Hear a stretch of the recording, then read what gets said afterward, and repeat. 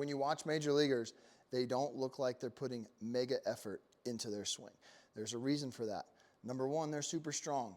Their ceiling is so high that they don't have to use 100% of their effort. They're using 40, 50% of what they probably could do. And they're able to translate that into a game. And the lower the effort, the better our eyes, our brain, our decision-making are going to operate, because we're not operating at our nervous system's max intensity. We don't want that, okay? Hitting for power, hitting for to be able to hit doubles, to slug is an art form, because you've got to have the foundation to do it. You got to have the strength, power, speed to do it. But you also can't be a gorilla out there swinging out of your shoes. So the theme of training that I love to train with guys is we want to have the lowest input we can for the highest output we can, right? So low inputs, high outputs is the theme. One technique that I love to use is a little PAP, post-activation potentiation. You can go look that up. Not a big deal. You don't need to remember those names. I like to get guys out of the cage, use a med ball, use a water bag, use something that encourages a certain feel, right? And you may not know what that is, but we're trying to encourage a certain feel, and we're trying to get the body to move fast without the bat in the hand. Our body cares very much, our brain cares very much about batted ball collision, right? Bat to ball, bat to ball, bat to ball. Sometimes we sacrifice our quality of movement because we're way too worried about contact. Now, it's good that we're worried about contact, but if we never take a break from that, we're also not going to reach our ceiling with our output, right? So to train power and speed, we got to get out of the cage a lot of times.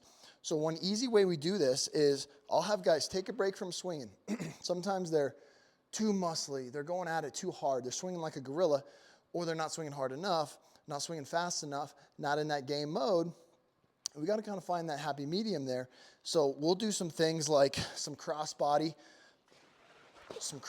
stuff, really get them engaged in their glute, get their upper body throwing some weight around, something dynamic. There's only about 8 pounds of water in this, so it's not crazy. It's kind of like holding on to a angry little Shih Tzu puppy, right? Something like that.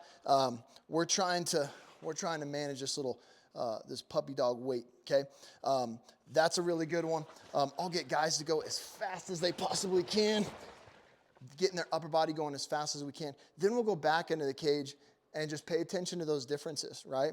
Are we better? Are we worse? Are we rotating a little bit more fluidly?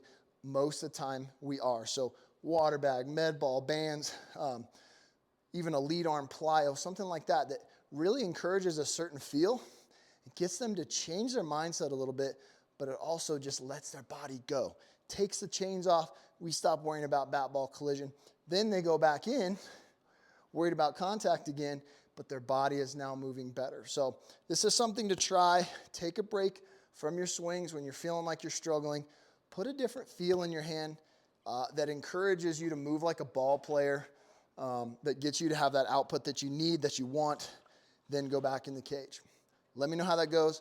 Holler at me with questions. Make sure you give me a follow at Hitting for Power. Thank you.